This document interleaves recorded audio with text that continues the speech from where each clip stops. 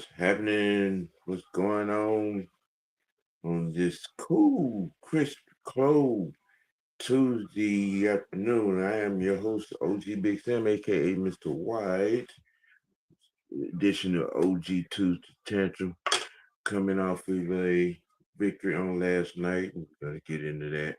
What's up, Shot? Oh, what's going on, OG? How's everything?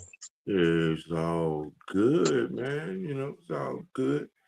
Uh, gonna get into some first look at Georgia and Ole Miss coming up this week. Um, we're gonna have a little Bill Belichick talk. We're gonna um, take a just a little feverish look into the goings ons, the strategies negotiations of Matt Ryan and Arthur Blank on his front office position. Um, hey, Miss Howe, Hey, how you doing? I'm good. For the love of God, Matt, please sign. I'm tired of this shit.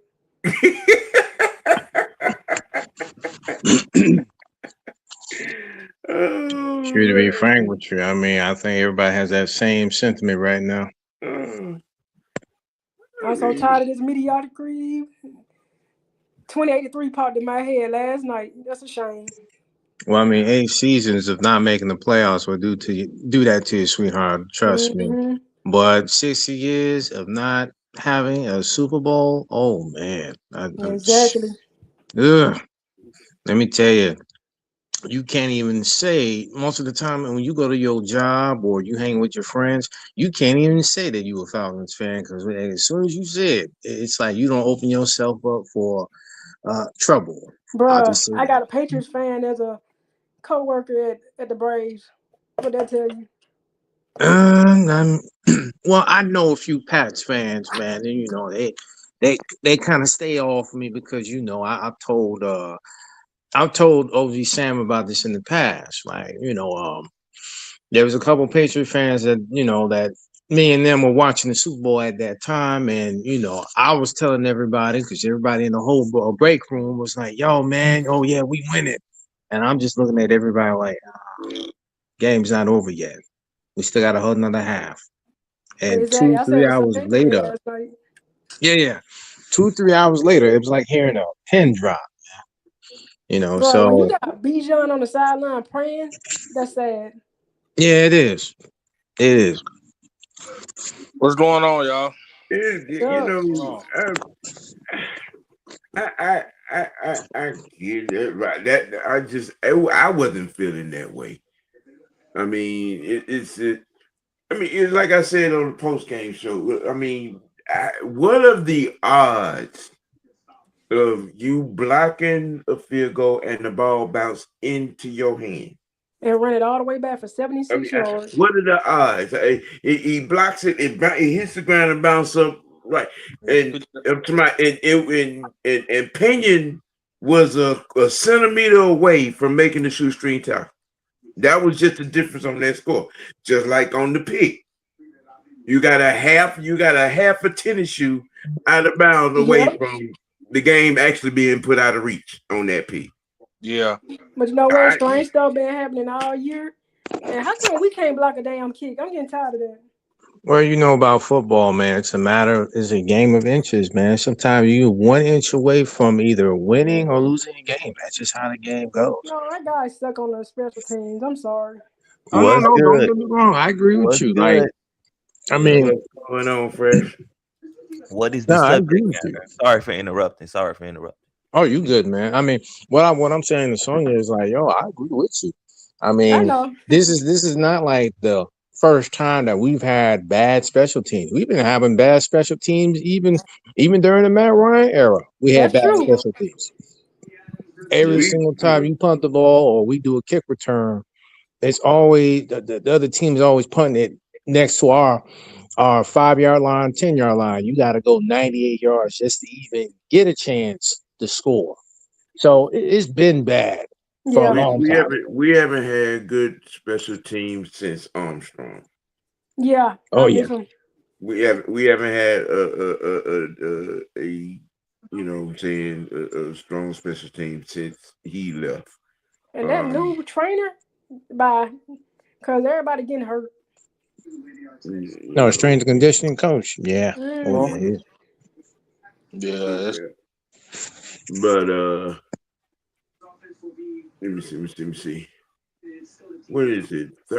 Thursday? Is it Thursday? Is it the first? Yeah, it's the first. Bulldogs, Ole Miss. Um, first look, first thought, expectations. Um, going into the CFP. Um, to get the get it going.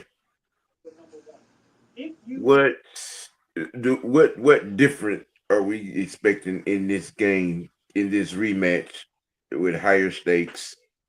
Um, you know, for both teams. I expect them to smash them in the mouth. Exactly. They ain't got they coach. You bet not lose to no Rudy Poo. Mike Bobo, do not mess it up. That's all I gotta say about that. yeah. You bet not lose to no Rudy Poo. You've been here before. Yeah, yeah. Well, my opinion is that you stay on their neck because you're Mm-hmm. dealing with a team, Ole Miss, they don't have their coach, and they really don't have nothing to lose because most of that staff, especially on the offensive side of the ball, they're heading to LSU. Yeah, exactly. So to me, and this is my opinion, Bobo, Glenn Schumann, everybody on that coaching staff need to be locked in. They better be locked, clock, ready to rock and smash that ass. They better do it. Do not give Ole Miss any inkling, any chance to think they have a chance to win that game because this is a team that has nothing to lose. Uh-huh. Let's just keep it a buck. They ain't got nothing to lose, so they could just wind up and just say, "Oh, we ain't got nothing to lose. Oh, let's beat this team. Let's beat this Georgia team right here. Let's do what it do. Let's shock the world per se." You know what I'm saying? So my thing is with Georgia, they need to be locked in and leave no chance at all, and do what it do. And let's go ahead and try to get this third national championship. You I'm going with the blitz defense. all night. You blitz all night. And right, the defense, do your job. Don't start out slow. I Mm-hmm. don't want nobody crossing the line of scrimmage. If you do, you're coming out. Hit their asses in the mouth. No, my bad. I was having to remember Titans moment. I'm sorry. Hey, that's my movie though. Hey. He said, "Who's your daddy?" Hey man, that's a classic, man. Let me Yep. tell you. yeah, yeah. Ironically enough, it's been kind of weird over the last couple of weeks. Um, saw Nick Saban on First Take and completely take Stephen A. Smith's head off about the Georgia Bulldogs. What he say? I mean, because Stephen A. opened a little segment and I'm talking about we're dragging us through the mud and all that good shit. We were just partying. We here for a party. Georgia ain't about winning on national championship. Blah blah Stephen A. blah. ain't nothing but a receiving hair right. All I That have to say goddamn about Stephen A. Smith is this, man. I can't stand Stephen his A. ass. Smith has never been kind to Georgia sports. He's only kind to Georgia or any team within the state of Georgia. He's only cool with everybody when it's convenient because Mm-hmm. oh, he said, I'm friends with a lot of the rappers in the ATL, blah, blah, blah. No, you only cool with certain teams in the state of Georgia when it's cool, when it's convenient to your agenda. That's it. That's all. So I'm well not really trying to hear nothing what Stephen A. Smith got to say because he's essentially a hoop head, pseudo hoop head, trying to talk about football. Exactly. The cat, look, man. the guy that he worships the most completely chunked him off. It took everything that he had said and ripped it apart, ripped it to shreds. It was quiet. It was an uncomfortable silence on the set. Shit, I remember when Lamar Woody, when a couple of his people heard about what Stephen A. Smith said. Stephen A. quickly apologized because you talking down on people that got families, man. You talking down on Exactly. people that got jobs, man. They got to put food on the table, and you just saying something just to demean them. Come on, man. People don't play that. Just stay talking about the Cowboys. That's your specialty. I mean, hey, you shouldn't be talking about. This is just me. Stephen A. Smith always switches up on teams, man. I remember back in the day when he used to say, "Oh, my New York Giants or my Pittsburgh Steelers." I'm like, dude, pick one. Pick your allegiance. Who you down with? Damn, at least Skip know how to say the Cowboys. There you go. And I'm Yeah. like, you a New Yorker? And you say my Pittsburgh Steelers? Really? I've never heard. I'm just saying because he used to say that in the past, man. Like my Pittsburgh Steelers. I'm like, bro, you from Hollis, Queens, man. Stop. I mean, every once in a while, when I have a kid moment, I say that because I grew up on the Steelers before I, you know what I'm saying, brought it on home and discovered we had a team here in '78. I mean, but you know, I don't. It just, but that just, you know, what I'm saying, me in my lifetime growing up.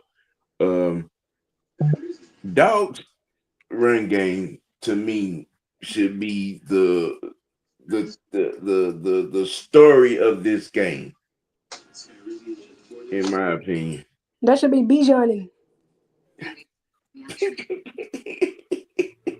we gonna get around that corner. We gonna get around.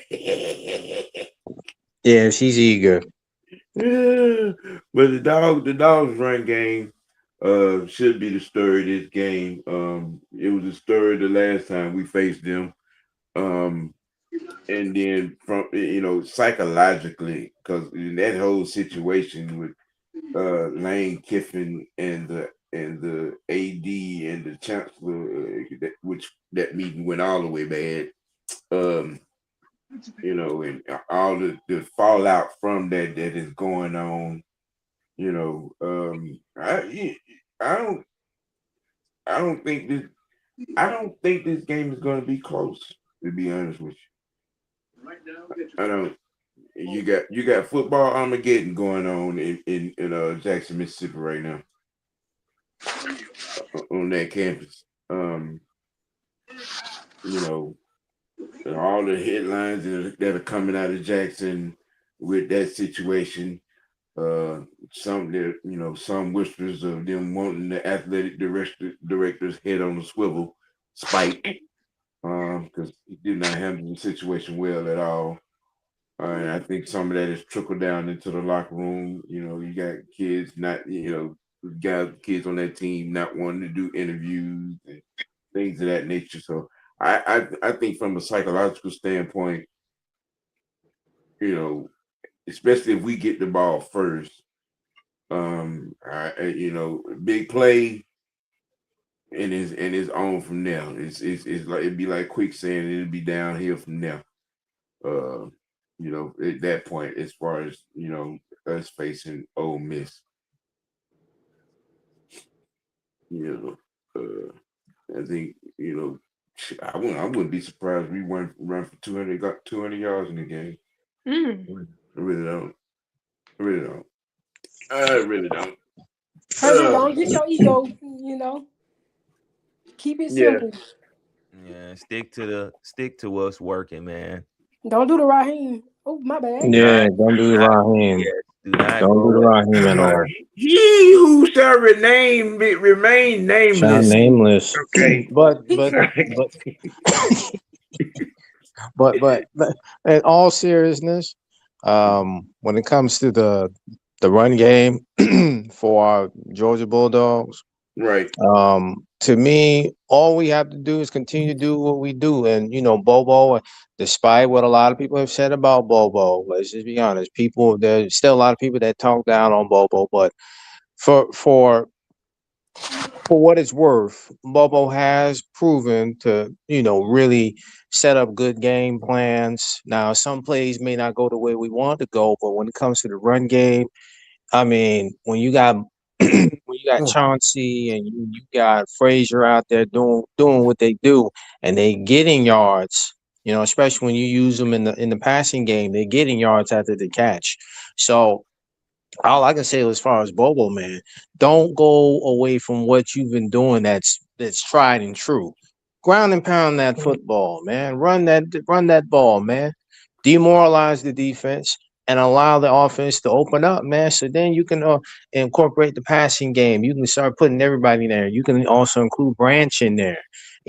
Make it work. Just don't Yeah. just don't try to reinvent the wheel, man.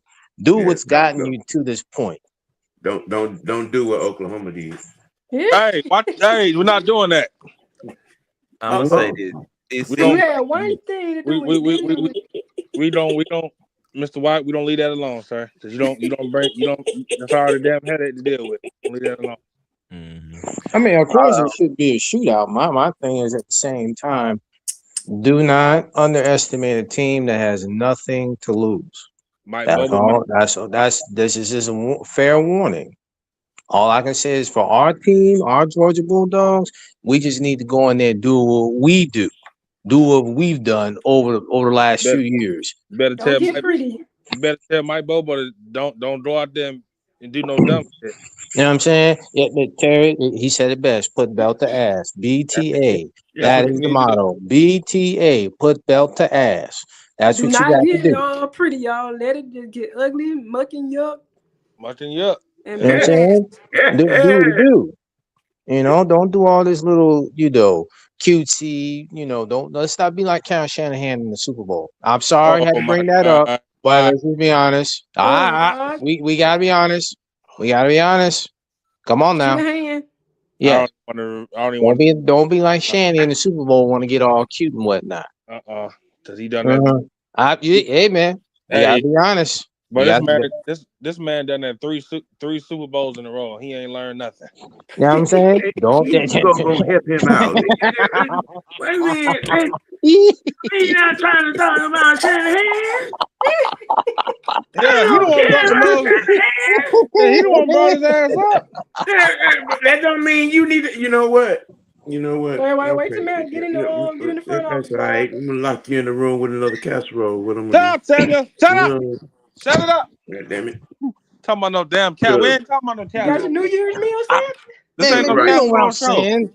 You know what I'm saying, man. I'm Oh, saying no.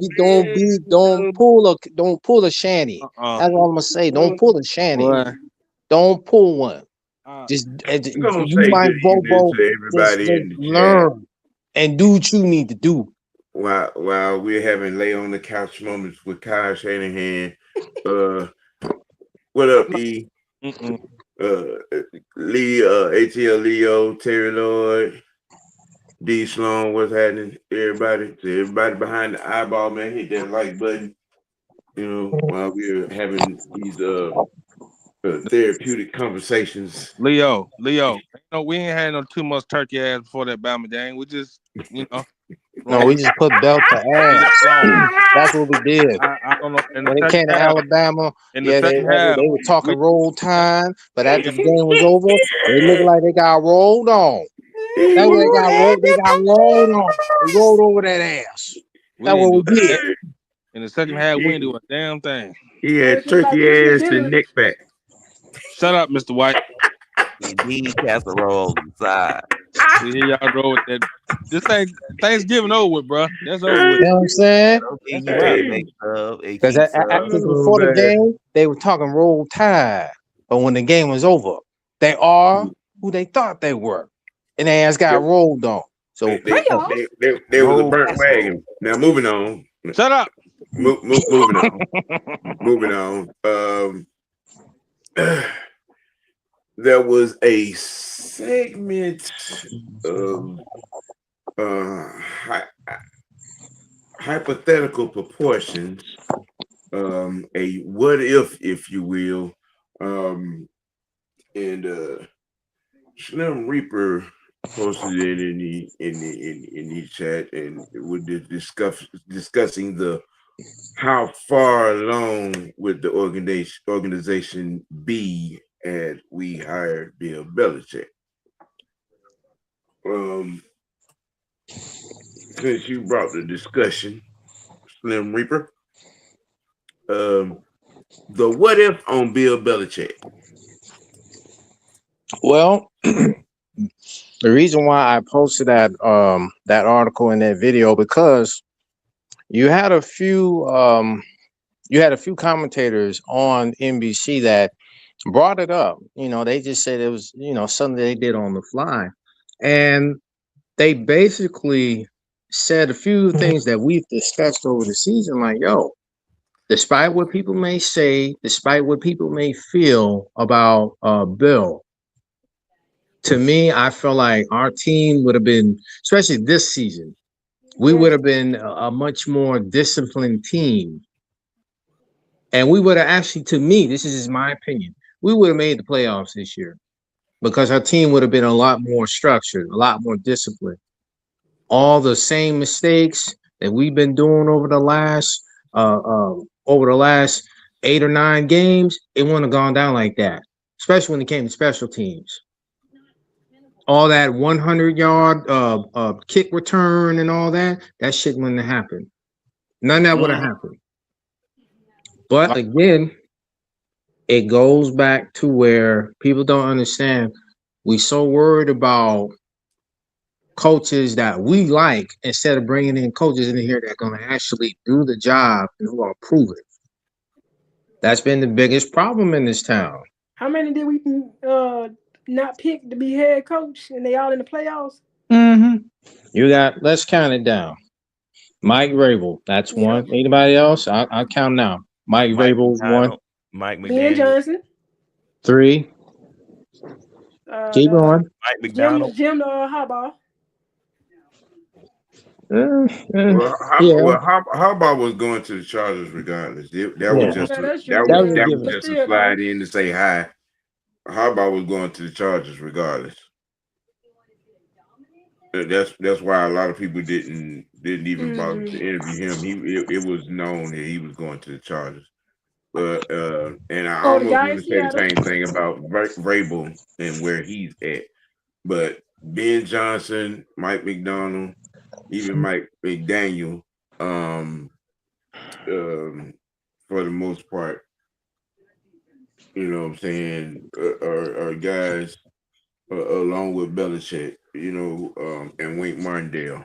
I mean, either one of those 5 guys should have and could have been a coach here. But we got stuck on stupid. Not to mention the man name we all know is Rich. Rich. Why? As in Rich McKay. I don't. Get his. Wait, brother Jay. I know. Listen. I know. Listen. Hold on now. Go ahead. I know how you feel. I know how that name just boils your blood. I know it makes your blood boil. I know. He has to go. But what I'm saying is, and this is why I'm making my point. Yeah. There have been plenty of coaches that tried to come in here who got him off the blank's ear and said, no, let's go this route. Rex Ryan wanted to come to Atlanta not once, but twice. Mm-hmm. Guess who made the call? Rich McKay. Bald head. Wait, Bill Belichick, all that stuff about him wanting control and all that, no, that's not true. None of that stuff that people were saying was not true. Even Justina Anderson said that all that stuff that people were saying in the news was not true. All right? About what? Yeah, about him. Oh, he wanted full control. No. Arthur Blank said himself that they wanted a collaborative partner. He wanted a collaborative partnership. The problem he didn't like about Terry is that Terry tried to come off as a know-it-all. That was the problem. But then also the reason why Bill didn't get the job, and Justina Anderson said this, the reason why he didn't get the job, even though Arthur Blank wanted him, was because Terry Fontenot and Rich McKay thought if if Bill was brought here as the head coach, they would have lost their jobs. Terry don't have shit to do with that. Terry does not have. He don't even know that motherfucker. No, but he don't know Raheem. That was Rich McKay and the Right. board. But here's the thing. But that's the thing, though. That was the impression that was given. That was the impression that was given out there. And trust me, truth be told, Jostina Anderson, her sources are credible. Because if it ain't Terry coming, has no control about picking on but head coach. but That's not on hold, Terry. but hold up. Hear what I'm saying? The shit that come from her is credible because if it don't come from Adam Schefter, Ian Rappaport, or her, it ain't factual. The thing is too, because we got to look at it. As much as I love Terry too, you don't been here 5 years. The rosters you don't put up, you ain't made the playoffs, man.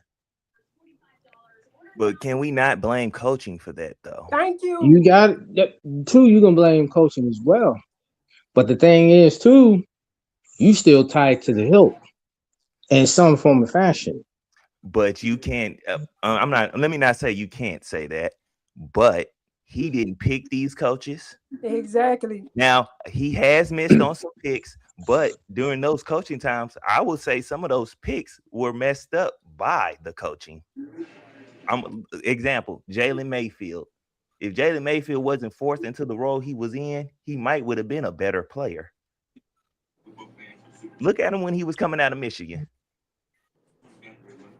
Your first game you played against Fletcher Cox.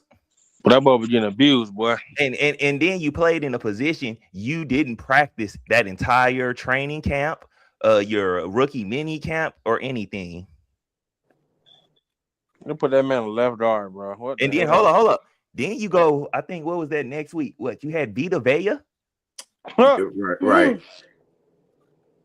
Then you had. I thought he had a gauntlet. I think we was talking about this. He had a gauntlet. He had Fletcher Cox, Vita Vea.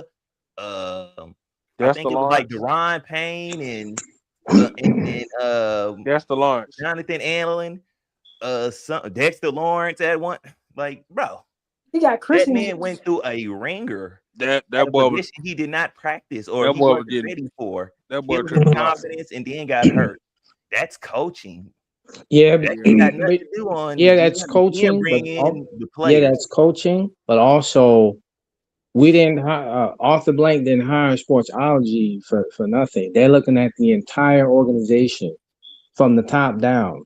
And if they feel, because the report come out, if they feel that Terry's not the good, they need to go another round. Terry's out of here. We got to look at the whole. We got to look at everything in totality. Now, again, I'm not saying that nobody here or anybody in the chat speaking with their feelings. I'm not saying none of that. But we have to look at everything. Everything.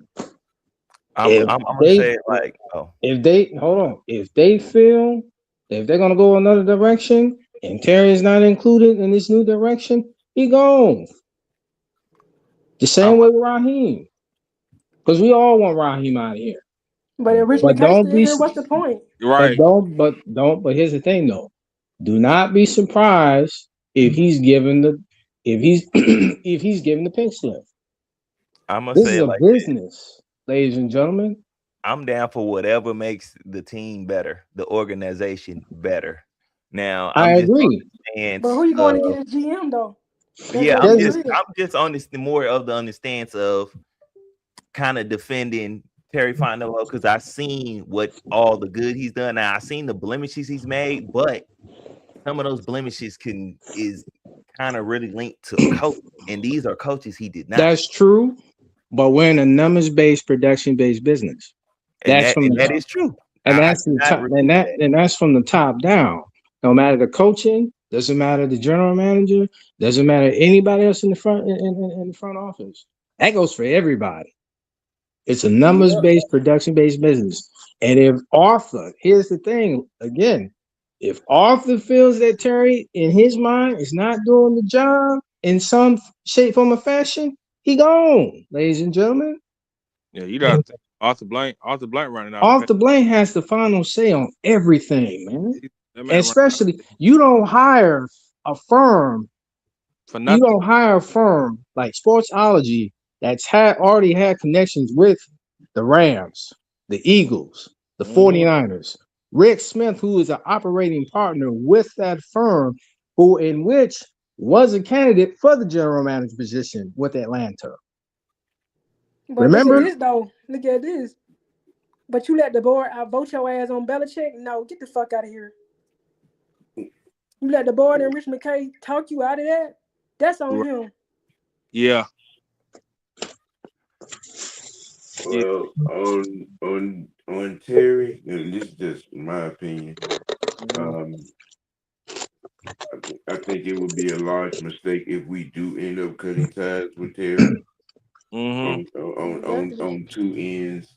Because he has hit more than he has missed on picks and free agents. I mean, which he has. Which he has. And from a scouting perspective, he is one of the better scouts in this league. You know what I'm saying, on good standing.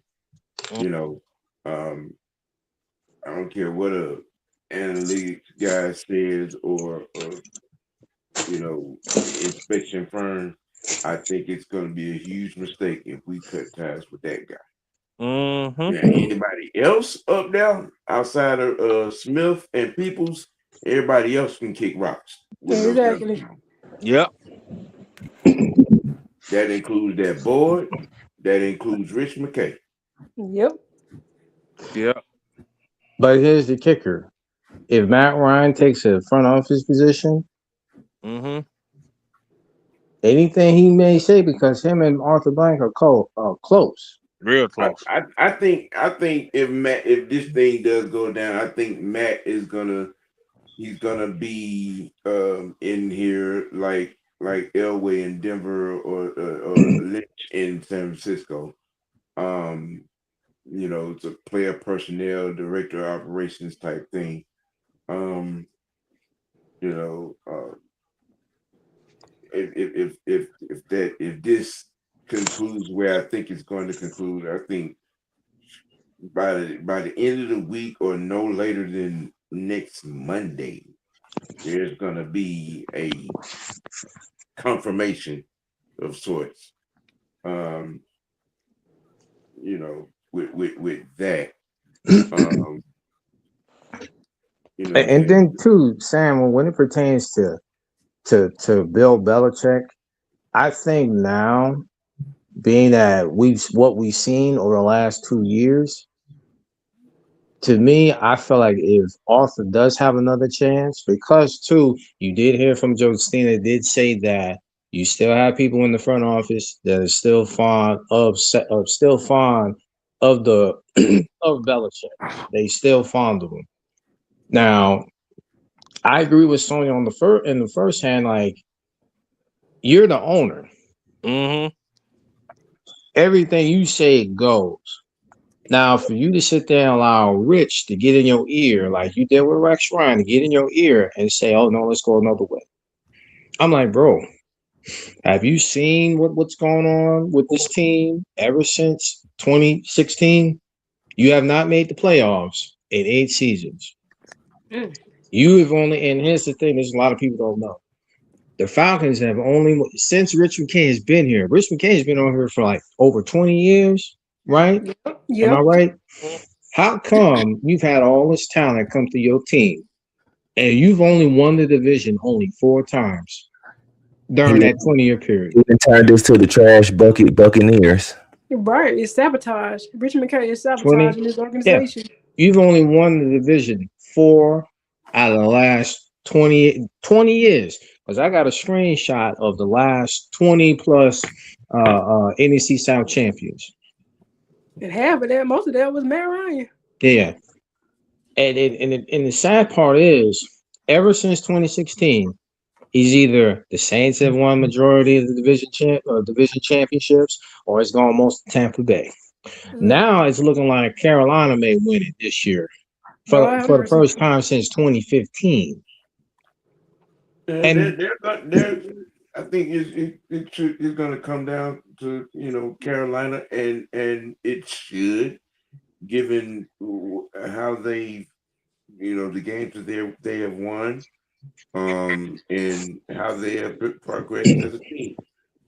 Just calling a spade a spade.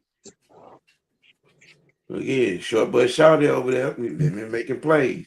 The running back, he's been, running like his life depended on it. Mm-hmm. And Even that if we receiving win core, Sunday. when healthy, they get it done for a possession based style type of receiver room that they got. You know what I'm saying? If Carolina gets it, they deserve it. Right. I Even if we wish they win on do, and Sunday, we help you them can't out. take nothing from them. You can't We take help it them from out. them. Go ahead, son. Go ahead. If we win on Sunday, we help them out to win the division. What kind of shit is that? Well, I mean, but we are again. We got to be honest with ourselves, and I'm not saying nobody on this panel is honest. I'm not saying that we're not. Well, we have to say to the people that listen to our platform, we got to tell them this is what happens when you do not handle your business, especially from a coaching standpoint. When you don't handle your business, someone else is going to handle it for you. That's just how it is. That's That's just keep me a Honda. When you allow someone else to handle your business, nothing is ever gonna go right. Nothing. We ain't been handling our business since 2016. Exactly. But again, people and sorry, you should have been on the live last night because a lot of people were in the comment section was celebrating we won last night. But I'm like, okay, are y'all just doing that just to cope? Right. You just coping. You just trying to find something just to cling on to. You grasping for straws. And I'm like, I thought we didn't accept mediocrity. I've been listening to this since last night. Okay. It's just me playing devil's advocate. I mean, what should we not be all right with the win? I mean, I get it. The season's been what it been. Yeah, we got 6 losses out of 9 that we should have won. I get all of that. I get why we feel about it. I mean, but is that where we at right now? Or, I'm gonna say, we do have to finish out the season. The games do have to be played. I'm gonna say for me, I'm happy that my players don't have to feel like losers. Yeah. Even though they already are, because they're not going to the playoff. They're going home at the end of the season. But they don't have to feel like, damn, I got lost today. You know what I'm saying? For their morale and for them, yeah, I enjoyed the win. But overall, bigger picture, no. And because the players to coincide with Fresh said, I feel like the players played for themselves and their pride. They weren't playing for Raheem. Now, I get the fact that they want to win for themselves, but when we look at everything in totality, we ain't got nothing to play for. What if? No playoffs, no contention for the division. As weak as this division is right now, just imagine if we would have handled our business earlier in the season. That could be us right now. The last I've said it. I mean, 6 out of the 9 losses that we got, we should not have. And I mean, if we are a playoff team, I mean, the defense has played well enough for us to be a playoff team. If we are a playoff team, you know what I'm saying? Bijan is an MVP candidate. The way they played last night. You know what I'm saying? It's and a lot of and it's still all of that rolls all the way back to that dark skinned guy at HC. Oh, Mr. Homer Simpson, as you call him. Yeah. Well, because here's the thing, and Sam, I mean, to add on what you just said, and what I'm about to say, people may agree or disagree. The issue I have with this coaching staff in particular, especially Raheem, the decision-making kills me. His decision-making kills me, especially early in the season. You see your team getting blown out by Carolina. You see your team getting blown out by Seattle. You're not doing anything. You're just standing there chewing gum, looking at the side, looking at the field. You're not mounting up your troops. You're not getting it. It's like you're not telling like everything is good. Yeah, we just got to keep pounding. We got to keep doing this, doing that, get everything together. He does none of that.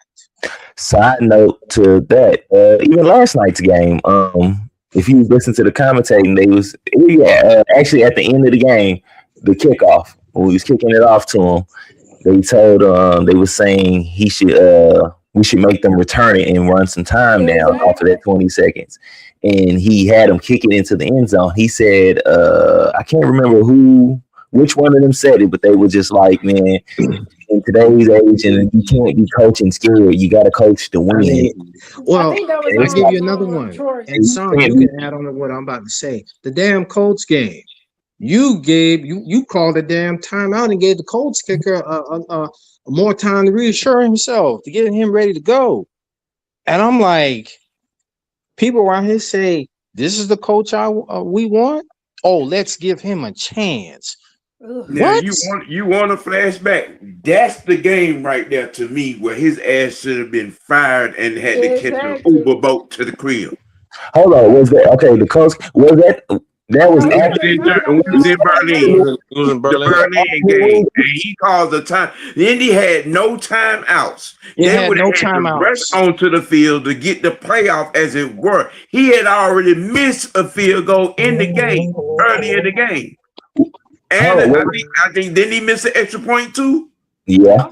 He missed 2 field goals. He missed 2 field goals and an extra point. This idiot calls time out and gives them a chance to get ready. That's how we lost the fucking game. Bro, look at last night. Why you call 3 damn timeouts? And I was just about to bring that up. Why was he calling timeouts last night? I'm like, bro, why do you keep calling timeouts? Let this time drip. What are you doing? Man, bro, like you driving, bro. Like your offense is doing everything, and you. First of all, you did a first down. And you called the time. I'm like, what? It's 21-7. What the hell are you calling the timeout for, bro? You moving the ball just fine. What the hell are you doing? And that's the thing that what gets me about Raheem is just again the decision making, the lack of situational awareness, the lack of playing situational football. Oh, not to mention every single time when Bijan gets a chance at the rock. And he puts up yardage. He makes things happen. What do? You take the ball out of his hands. I can't stand it at the end of the game. I love Algier, but I'm like, dog, you drafted this guy in the first freaking round. This man is a superstar. Why are you taking him off the field when you need him? Here's what I seen though last night. Y'all when they was doing the field goal range, guess who was getting the damn ball? And nothing against Tyler Algier. And I ain't got nothing against Big Tyler. I ain't talking about Algier. I'm talking about they put Bijan out of the field goal range, and then that was that. Like, bro, Kirk almost threw an interception before we even got that field goal. Anya, I'm telling you now, if he would have did that, yeah, that would have been a whole other. The Rams would have completed the win and comeback. I mean, again, it's like nothing against Tyler, because Tyler, I mean, despite if he stays here or not, if he goes somewhere, he's earned his money. Okay, Tyler's earned every bit of his money that's coming to him. It's just the fact that when you have that thunder and lightning, while you still have an affordable contract, because let's be honest, with Tyler, he was under an affordable contract. We didn't utilize that contract enough. And that's now what you're looking at with Bijan right now. You keep taking him out of crucial moments, and you're wasting his prime. You are wasting his time. It's the same thing we're doing with Penix. You wasted 3 years of an affordable rookie contract. BSing. Got him hurt. And now you're gonna do the same thing with Bijan. Bullshitting. That's sabotage. Yeah. Sabotaging, bro. Like you don't call the shit that you want to call, knowing it ain't no damn work. I'm gonna say it like this: when it comes to the carry splits between them two, I just wish he will utilize them better. Because I believe Tyler can do just as much. Well, it might not be That's a as 1-2 good punch. as Bijan, but if you do the same things with him, you make the offense that much better. I don't like which is true.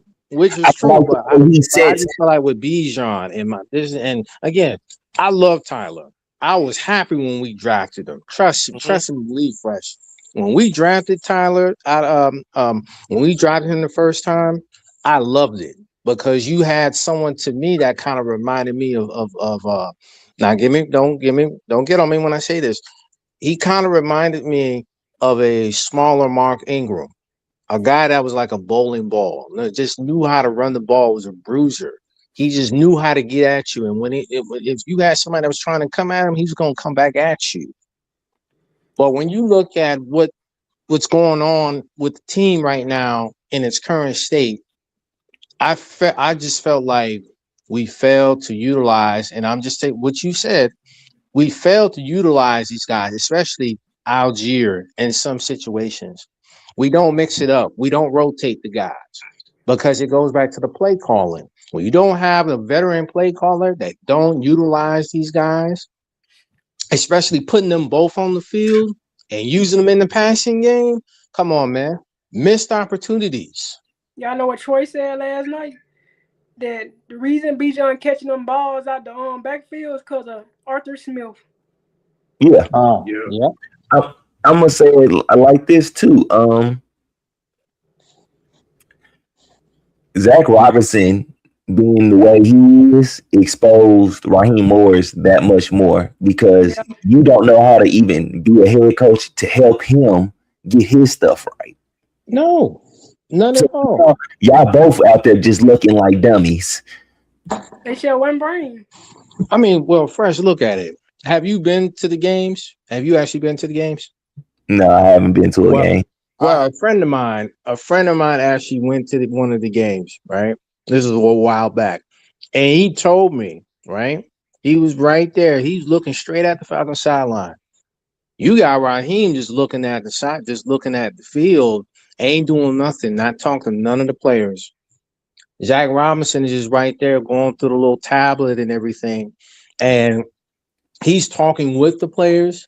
But the issue is that you don't see a lot of chemistry, a lot of camaraderie going on. I'm gonna say it like this. Even just watching the games, I don't see that. The only times he's interacted is the times when them games where he went off on Felipe Franks. Mm-hmm. But that's the times when you know your ass is hot. That seat got hot now. Now you for your job. Now you're trying to do something. You don't show no emotion. It's too late for all that, bro. It's too late for all that. I agree. Especially when he did that dumb. He did that little dumb. What was it? What did he do? Thursday night football when he kissed Andrew Whitworth. It was like, dog. This is how. Like, what are you doing? You need to get your butt in the locker room. All them little antics. And again, that's what a lot of people don't like about Raheem is the antics, but you're not winning. People can let that go when you're winning, but when you're not winning, especially when you have not won anything in the last 2 years, especially with this talent that you have on your offense. Bro, I had a Tampa Bay fan come up to me at work this year. He said, the problem with y'all is Raheem. What that tell you? I mean, anybody else can see that, but some of our fans can't see that. Like I'm gonna just say it. I felt like, as everyone has said, and I know Juan has said this, tactician has said this. It is sabotage, man. It is sabotage in some form or fashion because we know that this team has the crazy amount of talent on this team to do wonderful things. But as I've always said, and Jaden, you know my motto when I say this about coaching. Yep. Coaching will always make or break your football team. Mm-hmm. Coaching will always make or break your football team. Fresh and Sonia, if anything else you leave with me after this live, you take that with me and you take what I just said and you run with it. Coaching will always make or break your football team. Everybody in the live chat, take this what I just said. Coaching will always make or break your football team. Somebody will get an ass with me, and this dumbass He just stand there and look. motherfucker smiling. And still, what you taking pictures for? Nigga, getting an ass whooped. Yeah, You know what I He mean? got You out get Sean blown McVay out by last night. Carolina, you smile and high What five you with the smiling for, opposing dog? team. Like what? I don't give a damn if he was you. I don't give a damn if you used to toast that nigga with the. I don't give a fuck. That ain't that shit to do. We getting our ass whooped. Yo, Cheese and Denzel Washington having an ass over there smiling. Because and folding your arms. Sonya, I'll say this. When it goes back to Bill Belichick, right? Mm-hmm. If Bill Belichick was the head coach of this team, Ain't no goddamn you smile. damn you would never get blown out twice in one season. Exactly. If you had Bill Belichick as the head coach. I'm gonna tell you something else. Guaranteed. You would I agree. that would never happen under his watch. Bro, I hated him so much when he was with the Patriots, but guess what? I also respected him. And that's how bad I wanted him to be the head coach. Yeah. Mm-hmm. I'll tell you this, shot. If you get him in the head coach, he ain't gonna be smiling and all the other shit. This nigga got that girl. Oh, my thing is people, and the thing when it comes to Matt Ryan, a lot of people don't know this, right? Mm-hmm. Despite the loss that he had with the Super Bowl, he's still well respected up there in Massachusetts. He's still respected out there in Boston College and New England and all that. People used to say all the time, Matt Ryan, when he was a freshman, he used to cuss out the coaching staff all the time, especially when the play calls didn't come That's through. that North Will Philly Blackman, who was a receiver up there with Matt back in the day, said that Matt used to cuss out the coaching staff all the time. Hey, Shad, you know that boy from Philly, bro. He ain't no soft. Bro, he told Julio get fucking set. Hey, sorry, that I remember when that year, 1 year they played Carolina, he told them to get the fuck out of my field. Yep, that's my favorite Matt Ryan thing right now. I'm like, this nigga Matt for real, bro. Said, The get the fuck out my issue is field. that we didn't see that. A lot of people didn't see that. So you Well, telling you me? talk to a lot of the players. No, Yeah. I'm saying we didn't see it all the time. But the thing is, the players themselves, they used to say all the time, Matt just did a lot of that for show, man. He did a lot of that, being businesslike and all that. He did all that for show. But when it was in the locker room, Matt used to cuss like a sailor, man. Boy used to be, if we want to keep it funky, and they were like, Matt was like one of the blackest white boys up in that building. Yeah, I can say that. People don't know, bro. Matt Ryan talk shit, bro. Bro, I heard he threw a helmet at somebody after the Super Bowl. Yeah, I think Indeed. Hey, once again, that's that North Philly boy. I'm gonna say it like this: Arthur Smith definitely has to do something right now. For the simple fact, well, I'm gonna put it on me. I believe Super Bowl. Well, you're off the blank. It happens, man. Again, 8 seasons of not making the playoffs will do that to you, brother. Go ahead. Why y'all think Matt Ryan is coming out the Oh my goodness. Okay, yeah, off the blank. Mm-hmm. I'm gonna say it like this because I believe our Super Bowl window has pretty much kind of opened due to Arthur Smith. That's why I said Arthur. If we would have waited, we would have been consistently in the playoffs. He set a foundation in here that has been keeping us afloat really all this time with that run game and that offensive line. Now that you have a defense, you have to get a coach in here who can steer this ship the right direction. Yeah. And I'm saying that even much more because I'm going to tell you like this. Tampa Bay have another season like they did this year. They're firing their head coach and all their coaching staff. Well, I think Bowles is going to be done after this year. Yeah, I think so too. Well, let me get it in. Let me get this in real quick. Okay, if you do think that, then so okay, boom, they're down a coach. They're going to have to start over. The Saints got their coach. We just have to reload on players. Yeah. Yeah, and then not only that too. In the next couple of years, their cap space, they're going to be in the black. We're the only team aggressive. The Panthers are, you can say whatever you want about them. We think they still a little better to us, but little brother getting better. Little brother been in the gym. Oh, yeah. Oh, to add on what you just said, it was Sportsology that recommended David Tepper to get what they needed. A lot of people don't know that. It was Sportsology that recommended to David Tepper to start building everything and getting everything they got situated now in Carolina. I'm just saying, take it with a grain of salt. Right now, we have to take advantage, but we can't keep Raheem because he's going to set us back again. Yes, because I told one guy at my job, we have to jump on the South right now while it is weak. Because I told one guy at my job today, I simply told him that, yo, if you don't fire this man this year, you don't fire this man after this season, trust and believe, next year, you are going to go the same way Dan Quinn did the third time he was here, the third season that he was here before he eventually got fired. You're not going to go to the playoffs for the 9th consecutive season. Yes, and I don't want that. I do not want to get to firing a coach in the middle of the season. Why? You should just fire him off season. Why have him coach on a pitch count? This is gonna make him play. This is gonna make him coach worse. He already can't coach under pressure. Now you're adding even more pressure on him. You got him on a lame duck contract. You're like, oh, we need to see what you can do the third time. Oh yeah, you didn't do it the first time. You didn't do it the second time. Now maybe third time is the charm. Dope. And I don't want to hear all these excuses about some players got hurt. Man, it's a lot of coaches' decisions that you could have made in those games that you lost that would have turned everything around, but you didn't do it. And it was simple stuff. It wasn't nothing hard to make. It was just simple. Well, Fresh, I've said this before on Mad Mike's Live, so I'll say this to everyone in the chat, and I'll say this to you and Sonia, because Jaden, you've heard this before. Yeah. When it comes to Raheem Morris, I ask people this all the time. When has Raheem ever developed a defense that was his own, that really took over the league? Never. When is he? Well, think about, when is the last time you ever heard of a Raheem Morris coaching tree? Ain't no such thing. There you go. And the reason why I say that,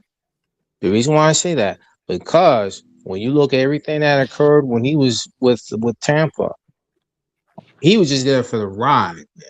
The Rams too. Because when he won that championship with John Gruden and them, he was just there for the ride. The same thing go with LA, right? When he was a defense coordinator, trust me, anybody worth their salt, any veteran defensive coordinator would have won with that squad on defense. That defense, anybody could have won with a 3-time defensive MVP in Aaron Donald. You got A.Sean Robinson. You got Von Miller. You got Michael Roberts. You got Leonard Floyd. You got Eric Weddle. You got all them guys. Players, they say they kind of did what they wanted to do, but he let them do what they wanted to do. So did he really even help? Or was the players just out there and go do it? Like that. You got all those guys on the defense side of the ball. Anybody worth their salt could have won that. Could have won a Super Bowl with that. But we hear people say to us, all of us in this panel, they like to say to us, oh, give Raheem a chance. What do you mean? He hasn't shown you that he's earned another chance. Well, I think Raheem Morris tried.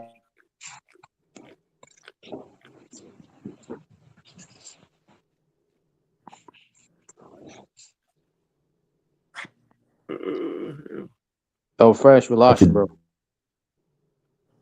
Did we lose? Uh-oh. Remember some of the Falcons players called out Raheem. Well, the players called out Raheem because when you had Ray McLeod come out with that little Instagram post, and then all the players agreed with it. They called him out. And people say, oh, yeah, they're playing for Raheem. Please stop. If they're doing that, they're just doing that for appearances, just to make their resume a lot bigger if they go to another team. Because another thing a lot of fans don't understand, we got a lot of contracts coming up next year and the year after. You got a lot of people's contracts coming up, from Caden Ellis, Drake London. After a while, you got Bijan's contract coming up soon. Oh, not to mention The guy that we wasted 3 years on his rookie contract, in some form or fashion, he's going to want to get paid. But maybe Grady had opened our eyes, cause damn. I had lagged out. What was being said? Well, what we were saying was that the biggest problem right now, keeping Raheem, is really going to set us back because, for one, we got contracts coming up for next year and the year after. We got Drake's contract. We got Pitt's contract. Sooner down the road, we got to worry about Bijan. We got a lot of guys. We got Caden Ellis's contract coming. Bergeron. You know what I'm saying? These Oh, yeah, players don't Matthew Bergeron. We got his contract coming up. We got a lot of contracts coming up and a lot of money to shell off. A lot of cap space that we gotta get off the books. And we're wasting ample time, and we're wasting these players' time with this bum of a coach. Yeah. That's why I said earlier, coaching will make or break your football team. Sometimes having the right coach could be the difference between you having a losing season and a winning season. Having a difference between the coach that you may get could be the difference between you making or not making the playoffs. It could be the difference between you winning or losing a Super Bowl. Yeah. Because we got to look at it. This team has been around for over 60 years, and what do we got to show for it? Not one single solitary Lombardi trophy. We got 2 NFC championships, but if we want to be honest, if you don't have that Lombardi to go with that NFC championship trophy, the George Halas trophy, that's second place, man. That season is incomplete. It's a placeholder because you didn't win the big one. And culture not gonna do nothing to help you win that. There you go. Exactly. All right. Well, that kind of puts a wrap on the exclamation point on that. Y'all tune in tomorrow where we will have a conversation on can the road to the Super Bowl go through Seattle? Is King Henry where does he stand amongst the running back goats? Ooh. And that's a good one. And of course, Sports TW of the Week. And you know, hey, we all know coming up on the last game of the year, it's Saints Week, 8 week. We'll have that discussion. First look at Saints game coming up. That's gonna be all on the tee on tomorrow, man. You know what I'm saying? Again, you checking this out. Now hit that like button. If you're not locked in, hit that subscribe button, man. I would greatly appreciate it. You know what I'm saying? I appreciate everybody for tuning in that tuned in always, because this doesn't work without y'all. You know what I'm saying? So, hey, coming up on the T, y'all be sure to be tuned in to that on tomorrow. After this, y'all roll over there to 6 Man and the STS episode he got going on. Very interesting philosophical conversation. Y'all go tune in to that. You know what I'm saying? So for the Slim Reaper, the Madam, the Fresh One, and that Meatball. You know what, Mr. White? You got your New Year's dinner ready? No. We shall overcome the meat. I gotta work tomorrow, so I won't be able to be on the show tomorrow, Mr. White. Okay. I mean, well, you'll be over there eating chicken fingers and donuts. All right. No, I'm not. Man. Hey, man. Jason, please, just don't come on now, man. Don't go off, man. And most notably, we gonna keep it butterbean down in the dirty. Shut it up, right look, now. Man, let your holiday choices be your best choices, man. Y'all be safe out there. Don't be out there if you don't have to, because it's cold out there tonight. You know what I'm saying? Hey, Miss White Network, you know what I'm saying? Happy Christmas, Merry New Year. We out. What the hell? Okay.